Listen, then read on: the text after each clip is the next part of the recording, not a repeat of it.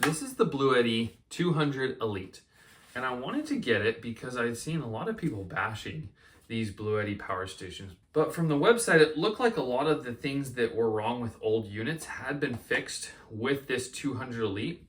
So I got it to test it and see if some of those things were fixed.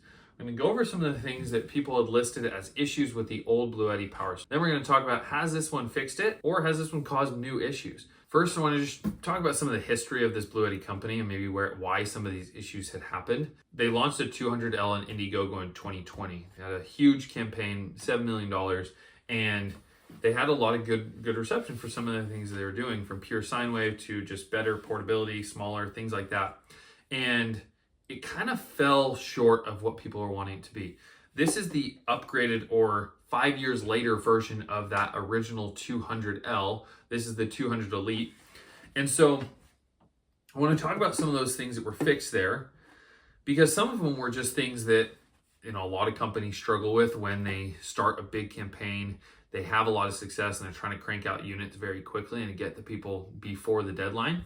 And then some are just problems that I think Bluetti just didn't think of, or just were dumb things that they did that I think they fixed over time. So first thing was just random errors. So they would get random error messages, and I should note that their old screen was not just a very simple screen with a couple different important numbers on here. It was actually a touch screen. You could change settings. A lot of the things you can do on an app are or were on the screen. That made it so the screen wasn't very good quality. It was very laggy, and it was hard to touch the right things. And so it was kind of a mess. Because of that, you had gotten a lot of errors, and it was hard to understand where those errors were coming from. Bluetti didn't have any good answers on where those errors were coming from. And so that frustrated people a lot. So that's been fixed. Within the month that I've had this, there's been no error messages. We've been charging it, discharging it. We've been doing a ton of things with it. No error messages. A lot of that data that was on there was switched over to the app, which I think is a way better place. You just need some simple data here, and everything else can be handled by the app, which I think is a phenomenal move for them, and something that is definitely fixed on this one. One of the other things that I thought was crazy that they didn't have was on older units, they didn't have the built-in fast charging. You had a charging brick that was like a separate charging brick that you'd have to plug into the wall, plug into this and plug into that, and it would still take 5 hours to charge a unit like this. They have definitely fixed that. This can charge all the way up from 0 to 100% in about an hour and 10 minutes. It goes all the way up from 0 to 80% in 50 minutes. And so the fast charging is really, really good. It's way better, and it's what you want out of a power station like this. At least I think so.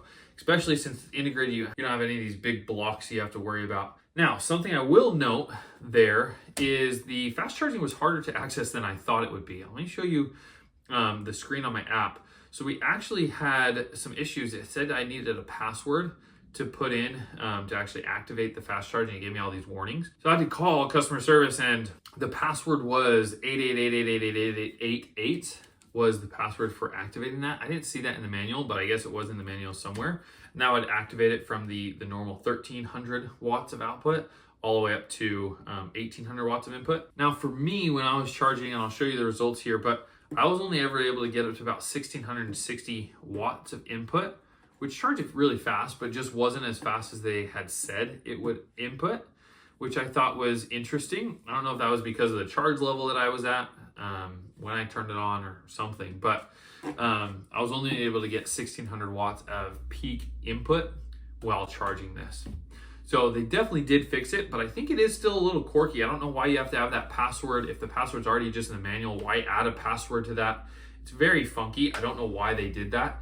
And it was kind of frustrating. I had to be on with customer service for 30 minutes trying to figure out why I wasn't able to get it to fast charge, where that should just be something you can click fast charge and it automatically does it. For example, when I went to go on the app and fast charge this, I just clicked on the button and it automatically went over to the fast charging mode for this one. This is the Bluetti EV3A.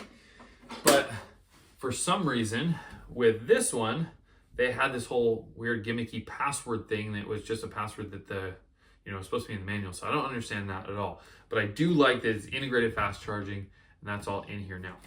Another crazy thing that they had, and a lot of different companies were trying to do this in the beginning. A lot of companies were trying to make their own proprietary solar plug, and it just was a mess.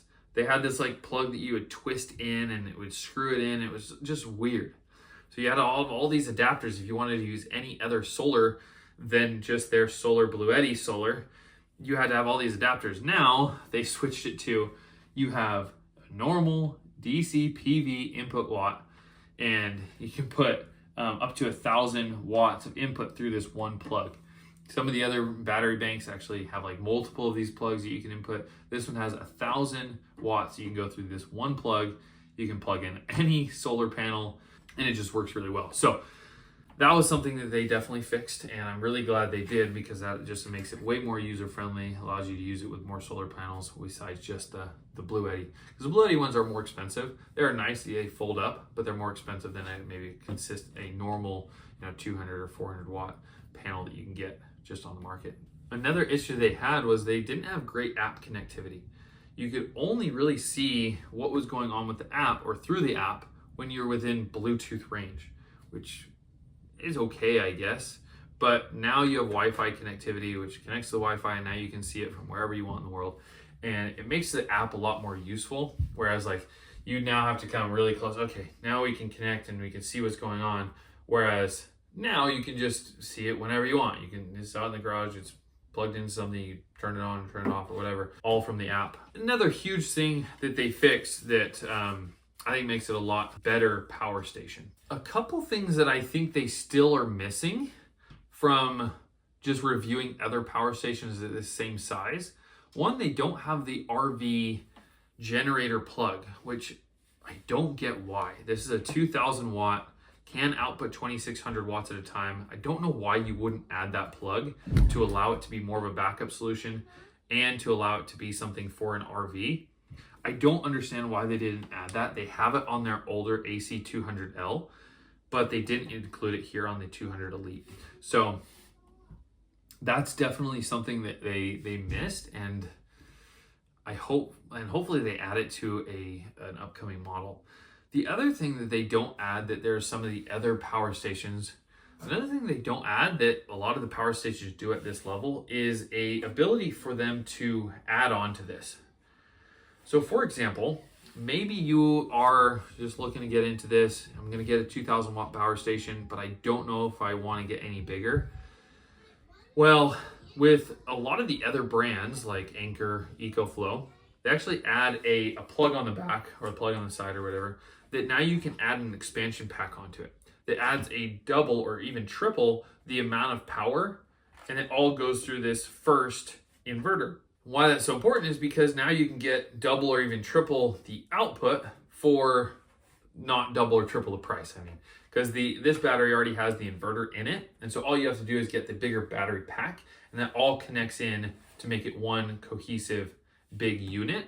Whereas you don't have like 3 separate battery banks, you have to plug in things separately, and you can really transform this from just a 2,000 watt power station into, with the Anker or with the EcoFlow, you can go to 6 to even 8 kilowatt hours, and that's something you can run the whole home with. So this one misses on that, and you can't expand this one. There's no expansion, there's no ability to expand on this one at all, which I think is a miss, because this one is at the size where you could realistically expand this to a 4,000 watt battery station, and you could use it as a realistic backup solution for your home.